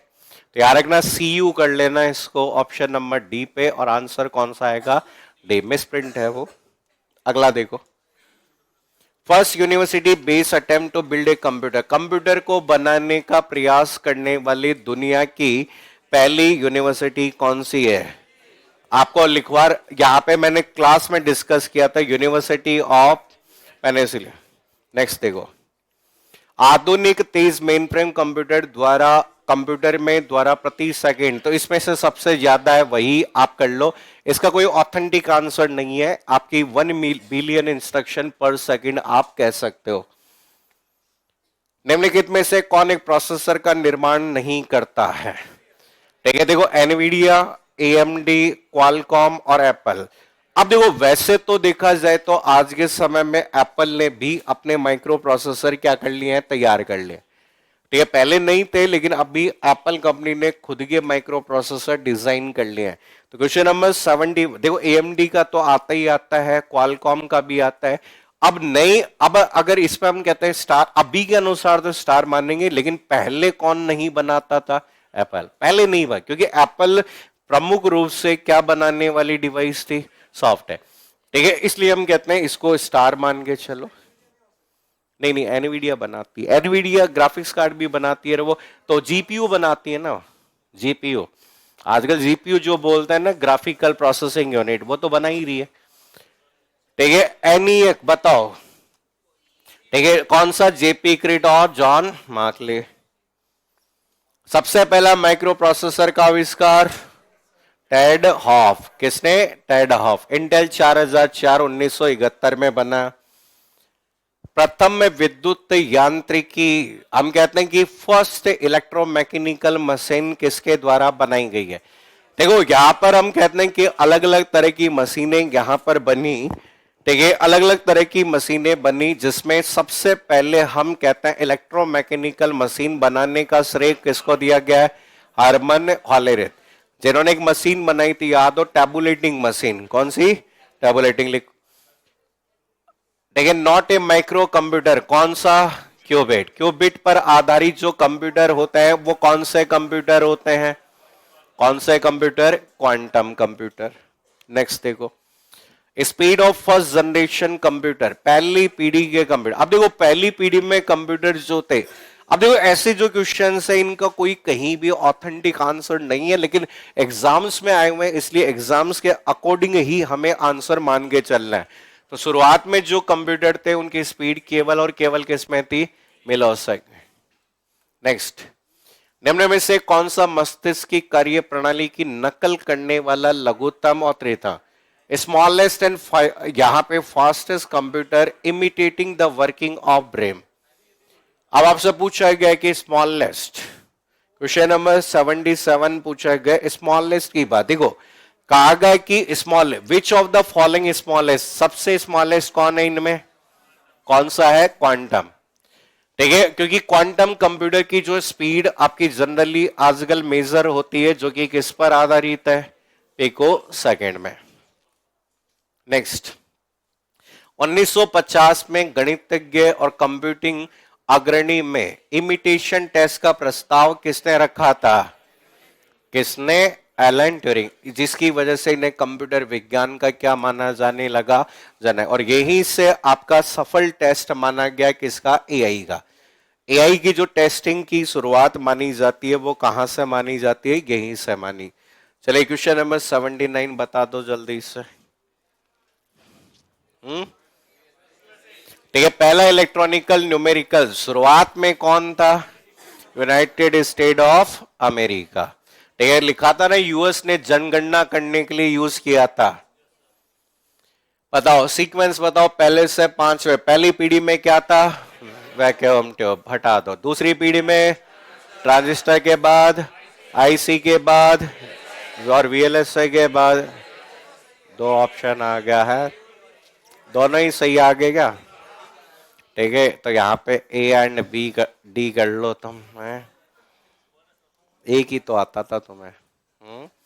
उस विकल्प की पहचाने जो विभिन्न प्रकार के कंप्यूटर को उनकी गणना समय के अनुसार बढ़ते क्रम में बताता है। ठीक है, बढ़ते क्रम में बताता है। देखो क्या मिनी कंप्यूटर, देखो समझो, मिनी कंप्यूटर बीच का है, बीच में आता है। ठीक है, पहले कौन आएगा, डेस्कटॉप के बाद मिनी, मिनी के बाद मेन फ्रेम के बाद सुपर। अगला, राष्ट्रीय सुरक्षा के हवाई यातायात और रडार को नियंत्रित करने वाले कंप्यूटर, आपने लिख रखा flight simulator, flight aviation system, hybrid में उदाहरण लिख रखे हैं। निम्नलिखित में से कौन सी बड़ी प्रणालियां जिन्हें विशेष रूप से जटिल वैज्ञानिक और औद्योगिक समस्याओं को हल करने के लिए किया गया है। ठीक है, अब देखो यहां पर मिनी और माइक्रो होंगे क्या, नहीं। अब क्वेश्चन नंबर 83 में कंफ्यूजन आता है कि साहब हम सुपर करें या फिर मेन फ्रेम, लेकिन इसमें साफ साफ क्या लिखा हुआ है कि solve complex scientific and engineering problems. ठीक है, साइंटिफिक और इंजीनियरिंग प्रॉब्लम के लिए अगर जब भी याद हो तो मैंने लिखवा भी रखा है कि सुपर कंप्यूटर का उपयोग सामान्यतः इंजीनियरिंग, वैज्ञानिक और अनुसंधान संबंधित कार्यों हेतु किया जाता है। ठीक है, वह कंप्यूटर जो किसी नेटवर्क पर अन्य कंप्यूटर को संसाधन प्रदान करता है उसे क्या कहते हैं, सर्वर कहते हैं।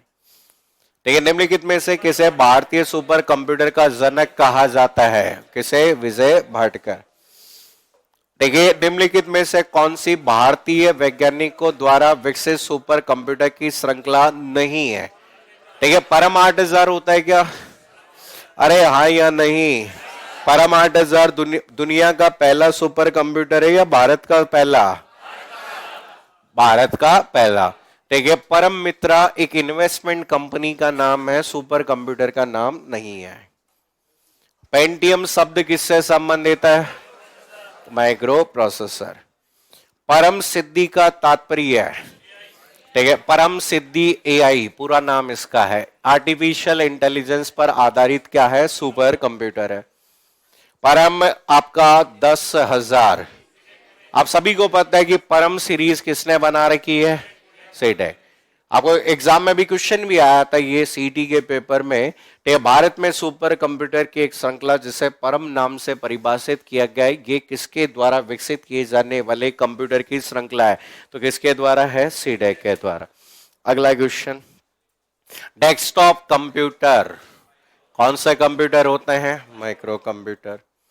Desktop computer laptop computer, tablet और स्मार्टफोन की श्रेणी में आते हैं।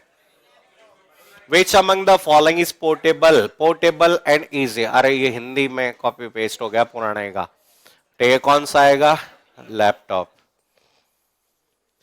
फर्स्ट मिनी कंप्यूटर कौन सा, पीडीपी 8, 1965 में डिजिटल इक्विपमेंट कॉर्पोरेशन ने बनाया था। नोटबुक में सब लिखे हुए हैं, रेलवे का नाम लिखा हुआ है, एमएनसी कंपनी का नाम बना हुआ है, कौन सा?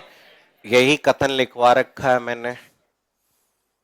ठीक है, वर्गीकरण के अनुसार किसे कंप्यूटर नहीं कहा जा सकता?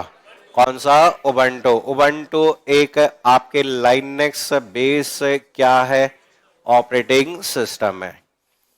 अगला क्वेश्चन, किसे आपके फर्स्ट मैकेनिकल कैलकुलेटर किसने बनाया?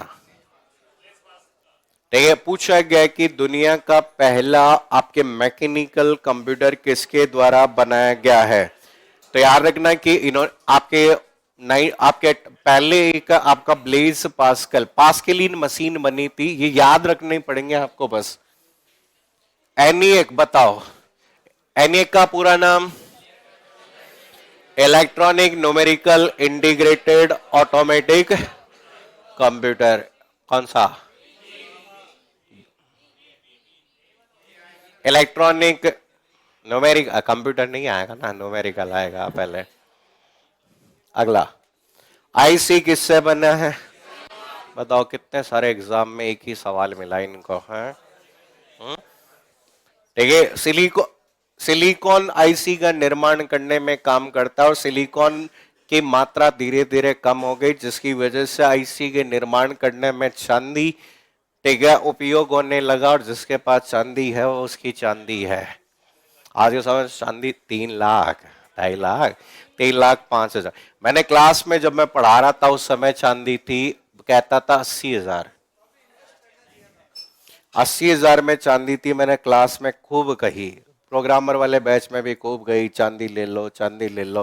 ठीक है, 80,000 में चांदी थी उस समय, मैंने 10 किलो चांदी ली थी है। आज 3,05,000। एक्चुअल देखो, ये सब चीज अभी जैसे एक वो, अब एक होता नहीं कि किस्मत होती है। देखो ये सब चीजें क्या होती है, जैसे तुम पैसा कमा लोगे ना, मैं हमेशा ये कई जने कहते हैं सब शेयर मार्केट में पैसे कैसे इन्वेस्ट करें। मैं हमेशा कहता हूं शेयर मार्केट उन लोगों के लिए है जो पैसा कमा चुके हैं। पैसा कमाने का तरीका नहीं है शेयर मार्केट। अधिकतर लोग आज बर्बाद हो रहे हैं कि शेयर मार्केट से पैसा कमाएंगे, वो बर्बाद है सब। देखिए, शेयर मार्केट उन लोगों के लिए जो पैसा कमा चुके हैं, जिनके 8-10 लाख रुपए दिन के अगर लग भी जाए ना तो टेंशन ना हो, दिल का दौरा ना पड़े। ठीक है, उनके लिए। अभी जैसे मैंने कल एक शेयर खरीद, 2-5 दिन पहले एक शेयर खरीदा था, भारत ऑयल के नाम से। ठीक है, 8-10 रुपए का शेयर खरीदा था। ठीक है, 10,000 शेयर खरीदे थे मैंने। किस्मत थी, ऐसे बैठे बैठे मैंने ले लिया, और आज वो शेयर 44 रुपए का हो गया है। किस्मत है ये किस्मत। इसीलिए मैं कहता हूं ना, मैं जो सोचता हूं वो हमेशा होता है। इसलिए मैं हमेशा पेपर से पहले बता देता हूं, ये पढ़ लो, फायदा मिल जाता है। डिफेंडर की तो मैं कह रहा हूं ना, डिफेंडर के पैसे तो 5 साल में चांदी कर देगी बिना कुछ मेहनत किए। इसलिए मैं हमेशा आप लोगों से यही कहूंगा, और मैं हमेशा सबको यही मैं तुमसे भी बुरी परिस्थितियों से निकल के आया हुआ आदमी हूं। ठीक, जहां घर वालों ने इंजीनियरिंग कराने के बाद में कह दिया था भैया कमाओ और खाओ। ठीक है, लेकिन फिर उस दिन हमने सोच ली कि भाई बिना पैसे के तो कोई इज्जत है ही नहीं। ठीक है, तो हमने खूब कोशिश की, और मैं बता रहा हूँ सूचना सहायक का जब मैं एग्जाम, जब 2013 में जब एग्जाम, ठीक है, फॉर्म भरने के बाद में सेंटर मेरिट आया था उस समय 2013 में, तो मैं सेंटर के बाहर बैठ के 1 घंटे तक यही सोचता रहा अंदर जाऊं या नहीं जाऊं, क्योंकि उस समय 8,000 रुपए मिलते थे सूचना सहायक को। 2 साल का प्रोबेशन होता था, अब तो 19,000 समथिंग मिलने लगे। अब तो ये उस समय केवल प्रोबेशन में केवल कितना मिलता था? 8,000। और मैं एग्जाम देने नहीं गया, ठीक, क्योंकि मेरे दिमाग में बार बार चल रहा था 8,000 रुपए में नौकरी कैसे करूंगा। ठीक है, उस समय अगर मैं चला जाता, एग्जाम में मैं पास हो जाता, आज मैं कहीं ना कहीं किसी न किसी सरकारी विभाग के अंदर सूचना सहायक होता। लेकिन आज ऐसा कोई विभाग नहीं है जिसमें अपना सूचना सहायक नहीं है, दोनों में बहुत फर्क है। ठीक है, तो ये वो देखो, और उस समय घर वालों, और आपको दो मैं बताऊं ना कि मैं आईटी ऑफिसर 2018 में जब इंटरव्यू देख के मेरा हो गया था। ठीक है, लेकिन उस समय घर वालों को मैंने बिना बताए कह दिया कि साहब मैं तो जा रहा हूँ नौकरी करने, और मैं चला, मतलब 2014 की बात है, उनको कहा कि मैं जा रहा हूँ नौकरी करने, और मैं वहां नहीं गया, और मैं कहा चला गया, दिल्ली तैयारी करने। क्योंकि मेरा शुरू से एक बार मन था कि भाई एक बार इंसान को किसी न किसी एग्जाम की क्या करनी चाहिए, तैयारी। ठीक है, और हमने तैयारी करने के लिए गेट चुना। ठीक है, हम कहते हैं सुनते थे जो गेट बहुत टफ होता है, गेट बहुत टफ होता है। ठीक है, और उस गेट हम कहते हैं कि वो तैयारी जो है हमने सिलेक्शन के लिए नहीं की, वो नॉलेज लेने के लिए की।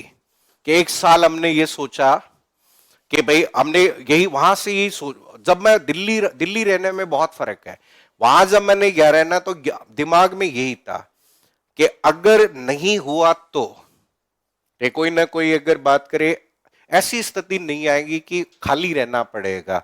और भगवान की दया से अगर बात करें, जो हमने 6 महीने पढ़ा उसी की बदौलत है आज हम सबके सामने खड़े हैं।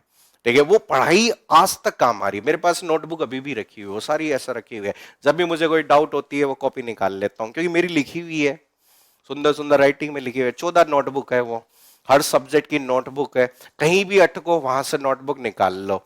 ठीक है, क्योंकि वैसा आपने जो एक बार पढ़ा है ना, वैसा वो कभी भी, हम कहते हैं ना, वो एक बार की पढ़ाई थी ना, वो हमारी शिद्दत के साथ की हुई पढ़ाई थी। उसमें हम लाइन टू लाइन, हम कहते हैं नींदों में बुला लो, कोई उठा के पूछ लो। ठीक है, मैं बता रहा हूँ ना, आज के समय में जयपुर आने के बाद कोई बच्चा अब जीटी जा रहा है, कोई कहाँ जा रहा है, कोई कहाँ जा रहा है। दिल्ली में 6 महीने रहा, और 6 महीने मुझे ये नहीं पता कि लाल किला कहाँ है, आज भी नहीं पता। ठीक है, हमारा दो ही तरह, बेड़सराय से जिया सराय, जिया सराय से बेड़सराय, बस दो ही जगह। बेड़सराय में कमरा था, जिया सराय में कोचिंग थी, बस दो ही जगह। कभी नहीं गए कि चोर बाजार में क्या है, चांदनी चौक में क्या है, कभी लाल किले में क्या है, क्योंकि हमने सोच रखा था कि भाई कभी कभी कुछ बन गए तो जरूर हम यहां पर इन गलियों में वापस आएंगे। ठीक है, ये होता है कि अभी आज देखो बच्चे देखते ना, मैं कई बार गलती से इधर उधर चला जाता हूं, तो ऐसे WTP साइड में चला जाता हूं। ठीक है, अब WTP जाने में अलग मजा है। ठीक है, अब लेकिन जब मैं जाता हूं तो सामने से बच्चे ऐसे, अरे मैं क्या क्या हो गया। अब तुम्हें ये समझना है कि ये समय निकालना है बढ़िया से। 6 महीने की बात हो, 6 महीने बाद में तुम सोचो ना कि यहां पर है। अभी की स्थिति ये हो रही है कि हमें जब कोई सामने, आजकल तो बच्चे डरते ही नहीं है टीचर से। एक हमारा टाइम था जहां मास्टर मूड मारने के लिए ठोक लेता था, बड़ी डर था स्कूलों में, पहले खौफ था, गुरुजी आ रहे हैं तो गलियां बदल जाती थी। आजकल तो अगर बात करें गुरुजी आ भी रहे हैं तो चाय पी रहे हैं, हाथ में गुरुजी वो है ना, हाथ में धूम्रपान डंडी का यंत्र, गुरुजी नमस्कार। आदमी ये तो नीचे रख लो, तो मैं थोड़ा सा ये है, अब चेंज हो गया है। देखो कंप्यूटर की कौन सी पीढ़ी में आईसी को VLSI से रिप्लेस कर दिया गया, कौन सी जनरेशन, 4th जनरेशन। देखिए इसके बाद में अगला जो पार्ट आता है, निम्नलिखित में से कौन सा एशिया का पहला सुपर कंप्यूटर था। अब देखो यहां पर कई बार क्वेश्चन होता है एशिया के पहले सुपर कंप्यूटर की बात। और देखो देखिए भारत में, अब देखो समझो कि भारत में अब दुनिया का पहला सुपर कंप्यूटर कौन सा था। अरे दुनिया का पहला सुपर कंप्यूटर कौन सा, क्रेवन। कौन से देश ने बनाया था, यूनाइटेड स्टेट्स ने यहां पर बनाया था। और हम कहते हैं कि हम दुनिया की चौथी शक्ति थे उस समय, जिसने भारत में पहला कंप्यूटर बना। और भारत दुनिया का पहला, ठीक है, भारत एशिया का पहला देश था जिसने सुपर कंप्यूटर 1989 में रूस के सहयोग से बनाया था। बाकी सब बाद में आए। ठीक है, हम कहते हैं राजीव गांधी जी उस समय तत्कालीन प्रधानमंत्री थे, जिन्होंने डिजिटल इंडिया की नींव रखी। अगला क्वेश्चन, एक बड़ा और महंगा कंप्यूटर जो सैकड़ों हजारों उपयोगकर्ताओं के लिए डेटा, ठीक है, बिग आयरन की संज्ञा किसको दी गई थी, मेनफ्रेम। ठीक है, आपके यूनिट नंबर 1 जिनकी कंप्लीट हो गई, बाकी का 1-2 टॉपिक बचे हुए हैं। ठीक है, इनपुट आउटपुट बचा हुआ वो मैं करवा दूंगा। बाकी सभी का फर्स्ट यूनिट कंप्लीट हो चुकी है। अपनी पूरी किताब के सवाल करो, इसमें से एक भी सवाल गलत आपका नहीं होना चाहिए। हाँ मैं कह रहा हूं जिनका 1-2 टॉपिक बचे, बाकी आपकी टेक्निकल यूनिट अब शुरू हो जाएगी। अब मतलब हम कहते हैं ना कि असली कहानी अब शुरू होगी।